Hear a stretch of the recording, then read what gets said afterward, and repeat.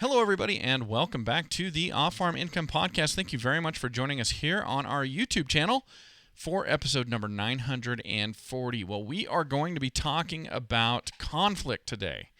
Conflict in farm families. It is a real thing. You know me, I like to look at farming and agriculture through a pair of rose-colored glasses, but the truth is that there is a lot of family dynamics and drama that can go into that, and somebody out there needs to be an expert in this and help us get through it, and I just happen to be interviewing that expert today. Elaine Froese is coming on. She is a farm family coach, a farm transition specialist expert, and she's coming on to discuss all these different topics with us. Not nearly enough time to hit on all of them in depth, but oh my goodness, is there a lot to think about, and we're going to get that started for you right now. Elaine, welcome to the show. Thank you for coming on today. Great to be with you, Matt. Hey, I agree, and I am excited to speak with you. It's funny. I generally have a U.S.-based show. You're in Canada, and you're barely in Canada. You're just barely outside of the U.S., but what you're doing is so compelling that I really wanted to talk to you and get your perspective and talk to you on the show, so I really do appreciate it, and looking forward to it. It's an adventure. All right. Well, I gave a hint as to where you live, but tell everybody where you live. So I live on mile 16 above the U.S. border, right above the International Peace Gardens, above the state of North Dakota, and 2 hours drive from Minot International Airport. So that gives people context. In Canada, I live 3 hours to the south west of Winnipeg, 45 minutes south of Brandon. So I live on a 5,000-acre certified seed farm where my husband and I have been growing crops for almost 40 years. 40 years. Wow. What kind of seed crops are you growing there? We grow corn and soybeans and all kinds of certified seed for sale to wholesale retail farmers. So things like winter wheat, fall rye, spring wheat, and flax this year for the first time in a long time. No sunflowers, and oats, barley, canola, all the regular. We have 86 grain bins on our farm, Matt. It's a really happening place. Wow, 86 grain bins. My goodness. Okay. You know, that's funny. So that's my husband's business with my son. I'm mostly now just the gopher person and the meal giver during harvest and seeding. Okay. Now, I can go down a million rabbit holes when I do an interview, Elaine, so I'll probably do that right here, but you're 16 miles from the U.S. border and from North Dakota and 2 hours from Minot. So when you need to go to a larger town to do shopping or to do things like that, do you come into the U.S. or do you stay in Canada and go to Winnipeg? No, I shop local. I go to my town. I go to my town, Matt. That's 3 minutes away, 7 minutes away, 3 miles. Okay. Because your audience mostly thinks in miles, so I go by time. Okay. So in 10 minutes, I'm at my grocery store, and now, of course, in this time of the Great Pause, which is what I'm calling 2020 the Great Pause. I think that's a much better way to frame it. I go to the post office, I go to the drugstore, and I go to the grocery store, and I have not been on an airplane since March 11th when I was flying across Canada to speak to the Canadian Young Farmers Forum and to accountants about my work as a farm transition expert. So I'm a professional speaker, and I usually spend about 90 days a year traveling all over North America, the US and Canada. And I've been home coaching, just like you and I are talking on this podcast, through Zoom, working with farm families from my home office on my farm. Okay. All right. Well, now, did you grow up in agriculture and in farming, or was this a new development for you and your husband after you were married? No, I have the DNA of an Irish, Scottish mother and a German father, and I grew up on the first farm east of Winnipeg. So I had the advantage, Matt, of living and chasing cattle and being on a combine with my dad as a young teenager, and then going into the city and being in downtown Winnipeg in 15 minutes. And then as I was called in 1978, I came here 42 years ago as what you would call a county extension agent. So I'm an extension home economist by degree. And the Ministry of Agriculture said, we want you. So they asked me to come to southwestern Manitoba, and I did the right thing. I fell in love with a local farmer, and I've been here ever since. So I don't think I'm moving. Okay. All right. So I've always been a farm kid, and I'm also the eldest child And I've also done 3 succession plans. So I did one in 1992 with my in-laws when we bought the farm Mm-hmm. through my mother-in-law, through her grandfather. She bought it in 1945. And in 1998, my mother and father and I sat down with my siblings to talk about the farm close to Winnipeg. And unfortunately, my mother died 6 weeks later suddenly with an asthma attack. So that was a shocker. And then I'm in the process now of doing my 3rd transition plan with my son and daughter-in-law, who are 32, who built a beautiful new contemporary home right next door across the shelter belt, the bush that goes around farmyards. That we call, I don't know what you call that in Idaho, but here we call it a shelter belt. And so my son and daughter-in-law are in a succession plan with us. Okay. So I'm walking the talk for all your listeners out there that are saying, who gets the farm and when? I've gone through that at least 3 times. Okay. Wow. Okay. We call that a windbreak here. But you get up into northeast Montana and in western North Dakota near to you, and generally you just see the trees and the break on one side of the place, not all the way around. But no, we have it all the way all around. The way except when I told you how many bins we have and how our farm just keeps getting more and more intense because it's a 10-acre lot. Uh-huh. But we opened up the west side, which was a big mistake.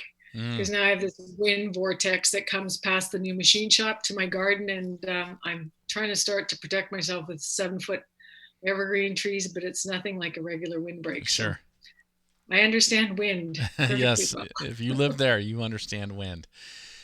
Yeah. Okay, very interesting. So now you go by the title of the Farm Family Coach. Okay, tell us where that title comes from and what that entails in terms of you being a farm family coach. So a farm family coach is a moniker that I have turned myself. I'm a bit of a trailblazer, Matt. So way back in 1993, when the Department of Agriculture actually had a woman from the University of Colorado come up and do some farm estate planning workshops. Then she left to go back to Colorado. And they said, well, Elaine, we'd like you to take your flip chart and go and visit these farm families in their kitchen tables. So the way I'm wired, Matt, is for communication, empathy, lifelong learning, positivity, and woo. And woo is winning others over and building trust really quickly. So coaching is usually what I tell people is counseling is about recovery, but coaching is about discovery. So in 2003, I went to your beautiful state of California to the Hudson Institute of Santa Barbara, where I took a year-long training by distance learning to be a certified coach. Mm-hmm. And so I felt that what was really keeping farm families stuck was that they weren't dealing well with the family circle, the conflict, the family dynamics, the unwritten rules and expectations that nobody wanted to talk about because they're so averse to conflict and, of course, procrastination. So I started calling myself a farm family coach way back in 2003 and also got a certificate in conflict resolution and mediation from Mediation Services in Winnipeg. So in 2003, I basically went back to school and I created something from nothing because I could see, based on my own family situation and the work that I had done as a home economist with Manitoba Agriculture, that nobody was really paying attention to the emotional factors affecting planning. And so now fast forward to today, and to tell you in a nutshell what I do is I help farm families who are transitioning. I help them find harmony through understanding. That's what I do. Okay. And when you say transitioning, we're talking about transitioning the farm from one generation to the next. Is that what we're speaking of? Or we could also be talking, this morning I spoke to a widow. So she is renting out her land, but she needs to get some subdivisions in place for her granddaughter because her granddaughter is 36, living on the yard. She needs to get that severed off. So transition can be, yes, passing on the farm from one generation to the next, but it can also be transition in your life roles. And I have a really soft spot for farm widows because I know many of them that are even under age 60. I have 5 friends who are in that camp. And I'm just wired to be a facilitator to help people get clarity of expectations for everybody's future, certainty of timelines and agreements, and then actually a commitment to action. So part of my Hudson Institute training is also around the cycle of renewal and living an intentional life. So you may be a young farmer in Montana who's just really upset with the fact that you can't take the uncertainty anymore of not knowing what the plan is. Mm-hmm. Or you may have an off-farm job, and so you're a young woman listening to this podcast on the way to your nursing job, and you're going, Elaine, I can't do this anymore. I can't be expected to be the operating line of credit for this farm. We need a better financial snapshot here because I'm burning out and this is not the life I've always wanted. So transition, Matt, can be succession planning, or transition can be creating the life you've always wanted. And as you know, farmers don't typically retire. Mm-hmm. So it's also about transition planning for older farmers and older women farmers who don't know what their next chapter is going to look like. And that's where my Hudson Institute training, I think, is really valuable, because I have a map to help people understand where they are and where they want to get to. And because I'm a farmer myself, I can tell them about the times I've plugged the combine or backed up into the fuel truck and all the other things, because I live the same life they're living. Okay. Now, you mentioned a moment ago about helping families get unstuck. What are the things that get families stuck when it comes to agriculture transition and succession, everything you're talking about? So being unstuck to me is a place of great anxiety and uncertainty, and I call it the pain of not knowing. And William Bridges has this thing called the neutral zone. So Matt, it's like taking a gear shift on your truck. You know, when you have 4 on the floor, and you've got the gear shift in neutral, but you're not going anywhere, right? Because you're not in gear. So the things that families really need to look at, why are you not doing what you know you need to be doing? And part of it, a big part of it, is conflict avoidance. And I'm on a mission to help people embrace conflict as something not to be avoided, but to think about it. And here's my bull. This is my moniker that I've had since 2003. Okay. He's actually officially Beanie Baby Ox. If any of your listeners have one, please mail it to me, because I only have 2 and I'm always afraid I'm going to lose them. Okay. But this is the bull in the middle of the room. So the barriers, or why people are stuck, is because, first of all, they think if they share their true feelings, there's going to be a big fight. So people are afraid of fights. Okay. They're afraid of losing family. They're afraid of conflict and tension within the family unit. And so what I want everybody to do is just calm down and think about, what if we looked at conflict resolution as a business risk management strategy? And what if we attack the issues? The bull in the middle of the room, we said, you know what? We have and I'll tell you what the bulls are. Fairness. How can we be fair to our non-farm heirs?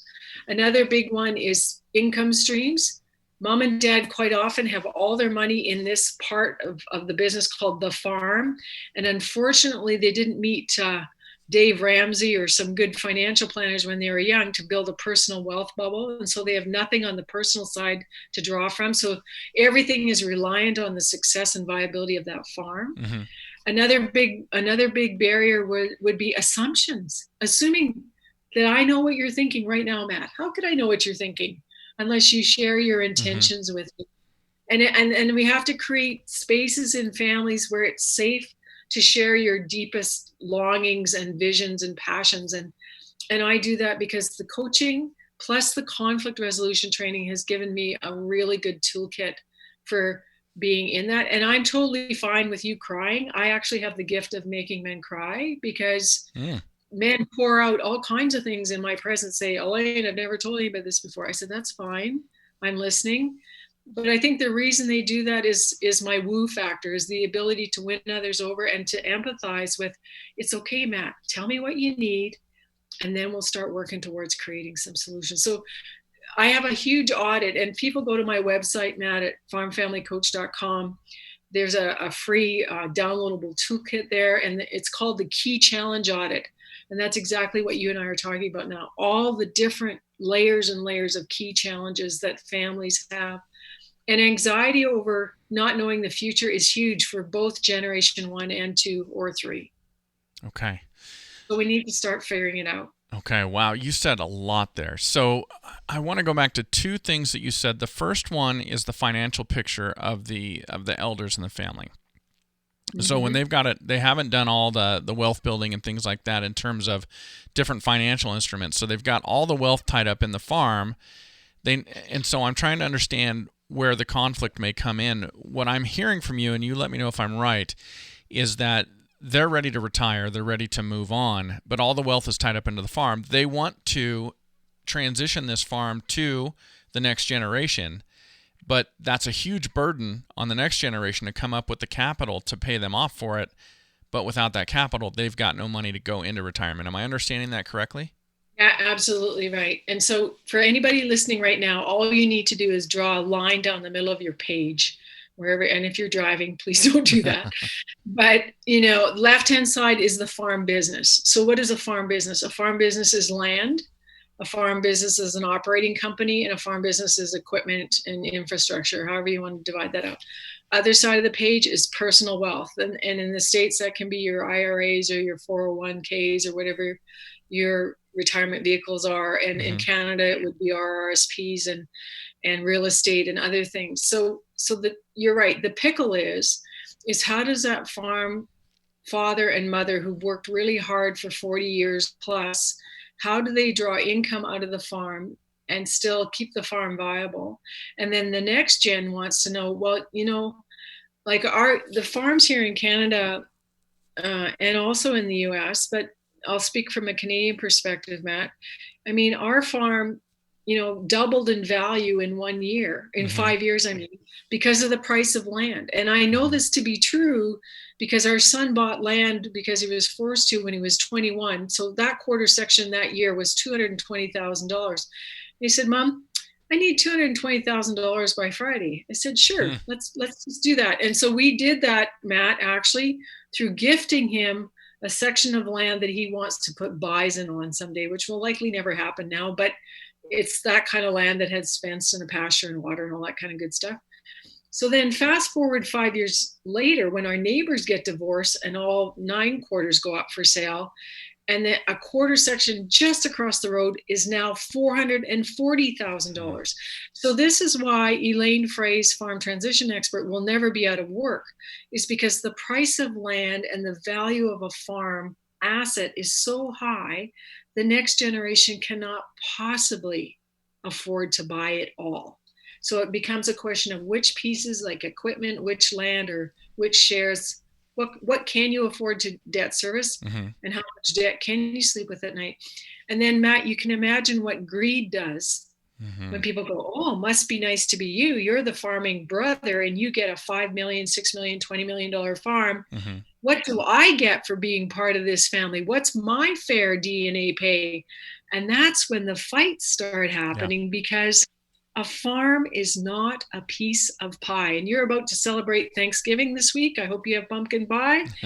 But when you're eating your pie on Thursday, just think about the fact that you can't cut up a business, and especially a farm, when the net profit margins are so tight too, especially for cattle people and dairy farmers in the US. I've worked a lot with the Dairy Farmers of America, with a lot of their young families, and several times on 3 or 4 occasions. And my heart goes out to all of these people who are just struggling, Matt, to keep what they've already got, let alone let go of something to another generation. It's tough.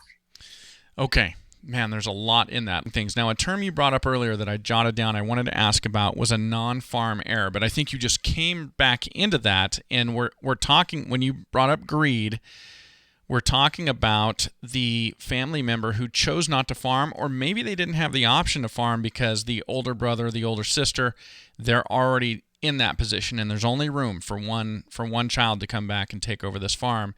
And so they're sitting there saying, why do they get everything and I get nothing? Or why do I get such a small percentage and they get such a large percentage? I'm assuming that's what you're talking about with the non-farm error. Right. And so I have a YouTube video. Listeners just have to Google "Finding Fairness in Farm Transition," Matt. And it's the most passionate presentation I do, because we have to have a new mindset shift now in agriculture. So the question is now, what do you need, Matt, as my son, to be successful? And I'm working with a large family right now of 5 children. And I just started the coaching interviews this week. And the son says, Elaine, all of us kids are wealthier than our parents. We just want our parents to enjoy the fruit of their labor and to be well taken care of. So you might be sitting as a parent thinking, well, in my mind, I wanted to do this, this, and this for all of my children. And the question I say is, where is it written?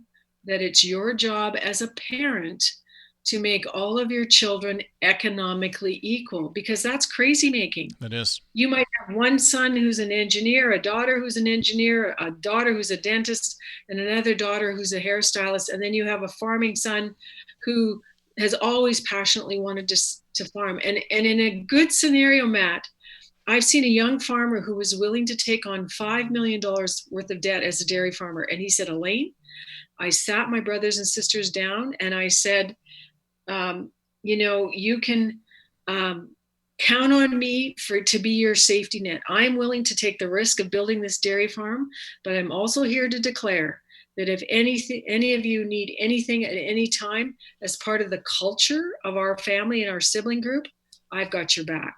And Matt, those aren't the stories you hear. You hear the stories about farm litigation and sisters suing brothers and handwritten wills. And, people say they like to use TV for entertainment. I don't need drama because I get enough of it on my phone. I hear a story every week. And so my mission is now #healing stories #4 for ag, because that's what we need. We need to copy success. And, in my family, my in-law family, the Froese family, when we bought our farm, the farm we're sitting on right now, in 1992, my in-laws gave each of their daughters, 3 daughters, they each got a quarter section of land. You think, well, that's horrible. Well, back then it was only $67,000, not $440,000. But you know what? They were in their mid-30s. And how much did you need money in your mid-30s, Matt, for paying a mortgage and paying for diapers and groceries and maybe some more goats for your farm? Lots of things that you can spend money on, right? Yeah. So people say, oh, I can't believe they did that, Elaine. I said, well, they could do that because they also had a personal wealth bubble, but they were also wise in creating a culture of respect within the family. So each one of those girls felt valued. And in Canada now, with expensive land, Merle Good, who's a consultant in Alberta, he has a theory that you can give land to non-farming children, but it comes with a well-written 20-year rental agreement and a first option to purchase by the farming child. But he's dealing in land that's worth $5 million a quarter because it's in the special quarter between Calgary and Edmonton. So, every family situation is unique. So you just have to figure it out. Okay. What's going to be workable for your dynamic. Okay. So you brought up a very interesting point before we did the break, and that was commodity prices and low margins. Very low profit margins, or small, I should say small profit margins. So you've got and we'll, in my scenario I want to give to you here, I'm going to simplify it. You've got a 1,000-acre farm, legacy farm. There's 2 sons, and one wants to farm, one does not. And with commodity prices the way they are, with input prices the way they are, and with profit margins the way they are, the son who's going to farm needs every acre of that 1,000 acres to be able to to have a profit, to maintain the farm, to cover the inputs, and to have some sort of life. And that means if this farm's going to stay in the family and it's going to be viable as a farming operation that can support a family, 100% of it has to go to this son. And the other son says, what about me? What do people do? And so then the son who says, what about me? My first curiosity, Matt, is did he get a college education? Because if he did, and regardless of who paid for that or whether there's student loans, in my financial planning friend, Don McCannell from my farm group in Saskatoon, he says that in itself, a college education is worth $200,000, a marketable opportunity. So he hasn't been given nothing. He's been given an opportunity to create passion and a lifestyle in a different vein than the farm. And where is it written that it's your birthright to farm? Because farm managers should not be the oldest son or the one who gets an ag degree. Farm managers should be the people who have the best skill set to be farm managers.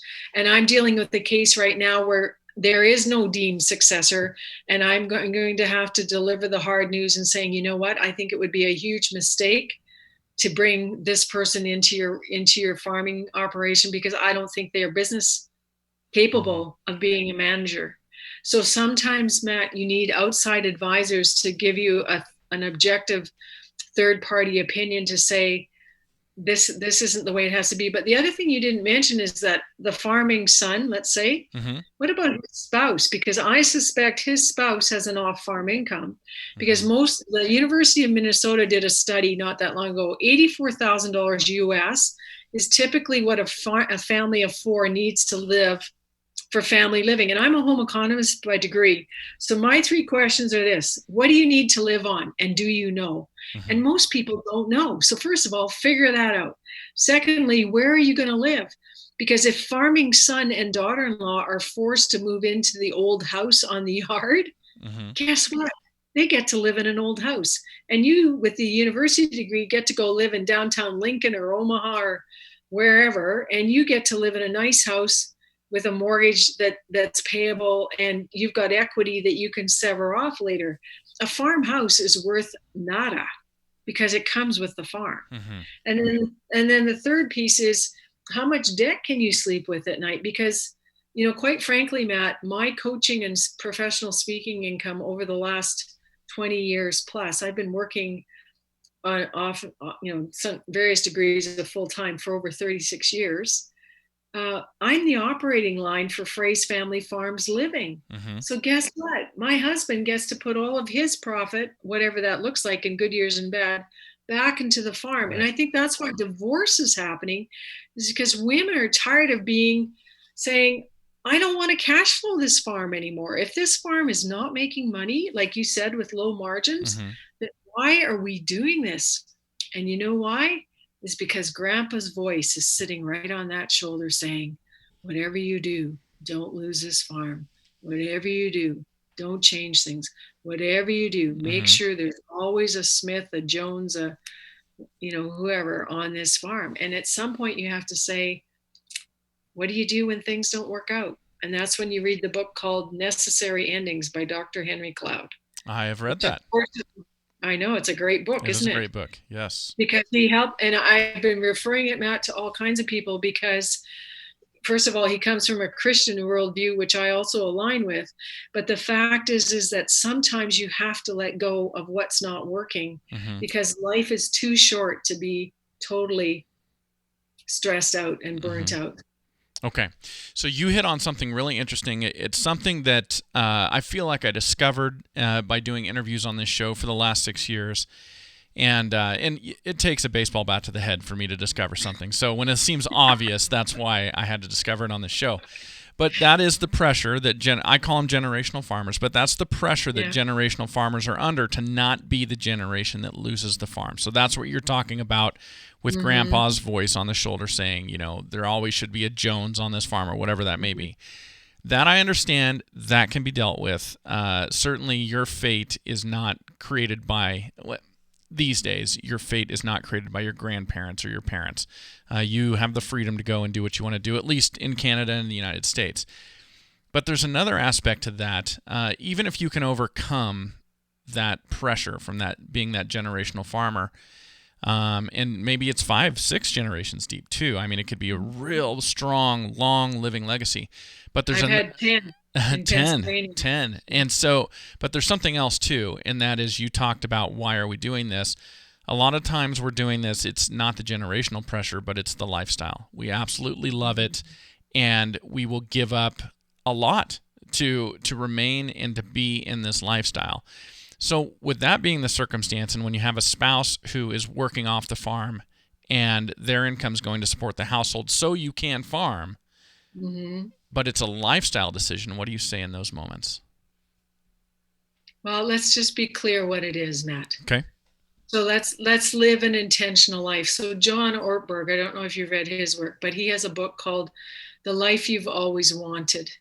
And he says, at the end of my life, I want to be rich towards God and rich in relationship. And I think we're all pretty clear with the great pause that we're in and the death we see around us, that when we pass from this world, we're taking nothing with us. So quite frankly, what your net worth is doesn't really yank my chain. I don't get excited with how many millions or whatever you might be worth. But what I do get excited about is when people feel that they have a life well lived with meaning and purpose. And so for some people, that the lifestyle equation trumps anything else. And I have a family in mind right now. The boys have a gun collection. The boys have four-wheelers. They get to ride horses. Grandfather gets to play cowboy. Everybody's just really, really happy with the lifestyle. Mm-hmm. But I'm coming in and looking at the situation and saying, this is not sustainable because we're not making money here. So what happened to the farm business side of this operation? And if they make a conscious choice that that's why they're doing what they're doing, it's their property, it's their assets, they can do with it whatever they want. And it's just like farm families where a mother may have a charitable cause or something that she truly believes in, and so she's more generous to people outside the family sometimes than she is to people within the family, and that can cause a lot of resentment. So there's a thing in conflict resolution called intent, action, effect. And nobody can read your mind or your intent. So if you're making a decision, it's really helpful if you share your why. And I think listeners will be familiar with the work of Simon Sinek and his famous TED Talk on, what's your why kind of thing. And so when you can explain to people why you're doing what you're doing, I think it's easier to take the consequences of that decision. And, I'm in a lifestyle scenario where I'm living in the 1960 house that we renovated in 1993. I got a decent kitchen finally. But I hope to be here.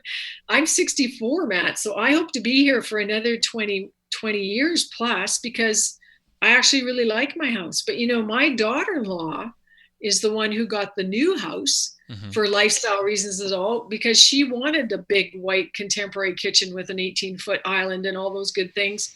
But she also gets to pay for that. Mm-hmm. So my house has been paid for many, many years. And so again, it really comes down to financial choices as well. And I think the other thing the Great Pause is teaching us is, I'm a home economist. I'm also could be called a tightwad. I enjoy saving money and making something out of nothing, but that's because I'm a kid of the 50s and I grew up with a father who was born in 1926, whose mother washed plastic bags. Well, I still wash plastic bags, and I don't see that as a hardship. I just see that as something I can do. So it really depends on what you value. And that's another thing I think that coaching really helps you see is, when you are doing what's aligned with what you value, then you're happy. So if you value the lifestyle of farming and you value the fresh air and being out with your guns or in your case, the goats and other things, I have one dog on our farm that may someday get run over by a semi truck, unfortunately, but he's the dog of my son. And so we tolerate him, but it's whatever you choose, there has to be a reason that aligns with what you deem to be important. And it's not important to me to have an ensuite. It is to my daughter-in-law. So she has one, I don't. But Matt, I counted the steps. From my bed to my toilet is only 10 steps. So I think that's just about as good as an ensuite. Okay. So interesting. So I think that's a good lifestyle example. We all make choices and everybody gets to choose. And you might judge my choices. And if you're in my family and you're judging my choices, we probably have some talking we should do. Gotcha. Okay. Wow. So how do you develop a business as a farm family coach? I mean, I understand you saw the need, and I agree with you. It's there. How do you get people to pay you to come do this?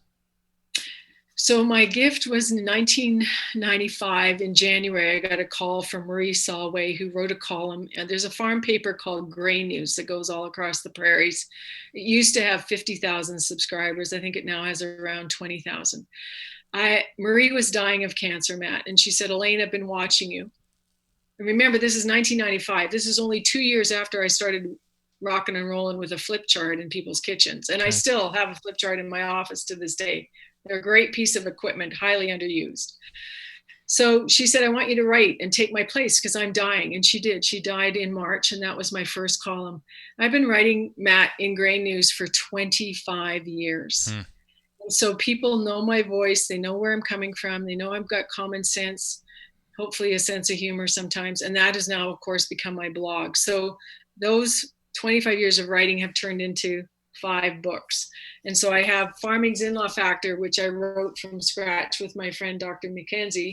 And this Building Your Farm Legacy, which is also on audio, is for farmers, of course, who tell me they don't have time to read.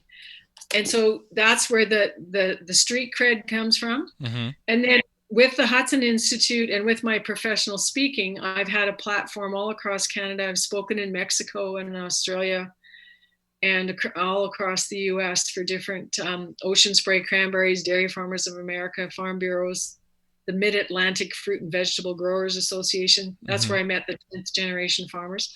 So I've been given a platform that I treat very preciously. And then my process now, of course, with Zoom, and I was using Zoom quite a bit 2 or 3 years ago because I can't be everywhere, Sure. man. And so just like you and I are having this great conversation today, I work individually with couples. And then once I've gone through the whole farm, mapped up the whole family dynamic and talked to everybody in the family, farm and non-farm, then I bring them together over Zoom as a family meeting. And then I share my screen. And so I'm using my Word document just as if I was using my flip chart, if I was standing in their living room. Mm-hmm. And we pass the bowl around. I say, who wants the bowl next? And they say, Elaine, I want the bowl. And this is a talking stick. So this is the process where people get to share without being interrupted. And I've been doing this for a very long time, Matt. So that's how I built a family coaching practice. And I have a succession plan now. And so I'll just give a shout out to anyone who thinks this work might be interesting. Contact me because I'm building a stable of coaches that I will be training and mentoring and sharing Zoom calls with.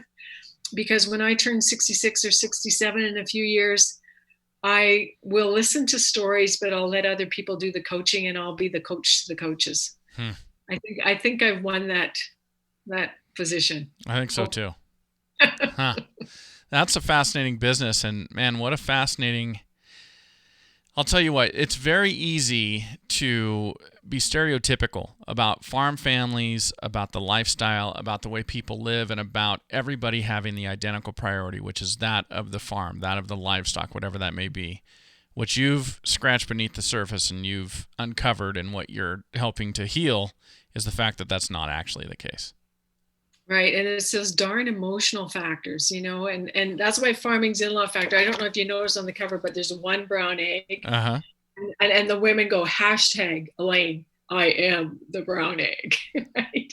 So there's one of these is not like the other, like they used to say on Sesame Street. And so, helping people understand that conflict is normal, helping people understand that we all have different roles, helping people understand that, Matt, if you're 60 years old and you still don't own anything because your 85-year-old grandfather just will not let go, I totally understand why you're annoyed. And then I totally understand why your 30-year-old son or daughter are just pulling their hair out because they don't even have a chance to get equity because their parents haven't even got equity yet. And so a lot of the things that I learned as a coach have really given me good maps and structures for helping people understand what's really going on. Okay. You showed the cover of the book with the one brown egg. I want to ask you about that brown egg. So when a man or a woman marries into a farmer family, their spouse is going to be a farmer, and they get down the road and they realize they're the brown egg, that this is not the lifestyle they want. They don't want all of their income to go to support a lifestyle that they're not necessarily enamored with, and you get called in. What do they say when you ask them? And I don't know how to put this delicately. What do they say when you ask them, what did you expect? Like when you married a farmer, what was it you thought this was going to be like? Well, unfortunately, I just had a lovely conversation with a family this morning where they dated at the kitchen table for 4 years. And she said, Elaine, it totally changed. I felt like I had the rug pulled out from me after the day we got married. I hear that. And so what did you expect is probably not the right question. Not the right way to put it. No, that's okay. But again, I always want to encourage your listeners, Matt, to always come from curiosity. So I would ask this young person, son-in-law, daughter-in-law, I'd say, what is it that you really need right now that you're not getting? Okay. So let's think about, because again, it comes back to that value alignment, Matt. If you're getting what you need in your marriage or with your parenting or with your job doing this podcast, you're a happy camper because everything's aligned and you're going for it. But when I ask, what is it that you need that you're not getting? They might say, Elaine, I'm not getting cherished. I'm not being cherished in this marriage. I'm being forgotten. the farm has become a monster. And I know of a ranch family right now. And it's hard. I can't describe these people. Sure. You won't know where they live, of course. But, it's really about being cherished. And she said, Elaine, I had to carve out my own life. And it's also about appreciation, Matt. Like if you're appreciated for what you bring to the family unit. So this young woman brings in an income, but she wants to keep her income separate. She doesn't want her income to go towards the black hole of the farm, if that's how she frames it. There are women in agriculture and men doing that today. I've met them because they're very clear. I married you. I did not marry the farm. And so everything I create is going to be kept totally separate from what you do within the farm business. And the older generation, Gen 1, they just go nuts with that because they go, what do you mean? Everything in this family is shared and da-da-da. And you go, whoa, whoa, whoa, whoa. Those are your values. That's what you believe to be true, but that's not what the next generation believes to be true. So that in itself is becoming a very interesting source of conflict because there are some people who are joining farm families who want absolutely no role or responsibility. They don't take meals to the field. They don't shop for fertilizer. They don't pick up stuff from town. That's your deal. You deal with it. Which in my world is not the case because I would be deemed to be a much more traditional farm partner, but I'm also very clear that I have contributed significantly to the well-being economically of our family. And the appreciation needs to go both ways. That is really interesting. Huh. Man, I could go down that road for another hour. That's fascinating. Well, we can take a rain check after Christmas, Matt.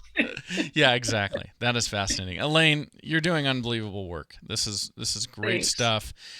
You showed us the books. We talked about the website, but let's have those titles and the website again. If folks out there, they want to contact you, they want to read your stuff, they want to know more, they've got the questions I've got, and I just don't have time to go into all of them.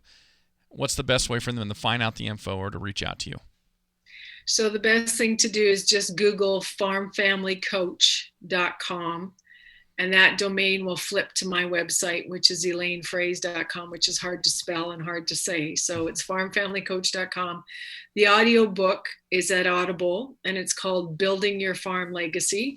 And it's got stuff in there about communication and operation and just a compilation of my blogs. The other thing I would suggest that listeners do is just go to farmfamilycoach.com and sign up for my newsletter. Twice a month, Matt, I send out new blog material, and it just keeps top of mind maybe some of the things that people want to think about. One coming out this week will be on conversation starters, how to kickstart succession conversations. Whenever I write about workaholics, I get lots of traction. Whenever I write about brothers fighting, and interestingly enough, my blog called How to Love a Farmer has had a lot of hits too. So I don't know if it's the guys reading it or the women. And I get accused of lots of things too, because when I talk about having a servant heart in marriage, I talk about serving each other. And some people will just be, oh my goodness, that sounds so old fashioned. But Matt, I'm the only farm in the neighborhood that's not divorced. We have 4 farms. Every farm that touches ours is now divorced. Wow. And that's why Farming's In-Law Factor, the book with the brown egg, I'm very proud of this because I wanted it to be a communication book for ag college, because I really think if people understand how to do conflict well, they'll be unstoppable. The other thing, if listeners want to get better at conflict, I'm meeting with a family right after this podcast. They're in Eckerd College down in St. Petersburg, Florida. They have this thing called the Conflict Dynamic Profile. So for $55 Canadian, it's a steal in US dollars, you can do an online assessment to see how good you are at conflict and also what your hot buttons are. And wouldn't that be a great thing for every marriage to understand that my hot buttons are people who won't speak to me, people who are aloof, and people who are not reliable. And so, you and I have had a reliability incident where I didn't show up in time for a podcast, so we had to reschedule. Well, if the shoe was on the other foot, that would have bothered me because I expect people to be reliable, but we all make mistakes, right? Yeah. And there lies the third thing about farm succession: lack of appreciation, inability to let go of pride and stubbornness, and lack of forgiveness are 3 things that my student coach from Minneapolis, his name is Tom Hubler, said, those are the things that pulled plans sideways. And none of those things cost money. So if you're listening today and you're worried about Christmas and Thanksgiving and where the money's going to come from to bless your family, my suggestion is to sit down and this week, because you're celebrating Thanksgiving, write a letter of appreciation to your parents. Write a letter of appreciation to your kids. Tell them what you are so thankful for in their life and how they've been a blessing to you. And I can guarantee you that letter will have more value and more worth to them than anything that you can buy at a store. And that's encouraging the heart of your family and your business. That is great advice to go out on. Elaine, thank you so much for what you do and for coming on the show today. Thanks, Matt. Great to be here. Well, thank you for being here, everybody, and special thanks to Elaine Froese for coming on and just letting us borrow her expertise for about 45 minutes today. And hey, everybody, as always, enjoy your journey to the ultimate lifestyle business, agriculture.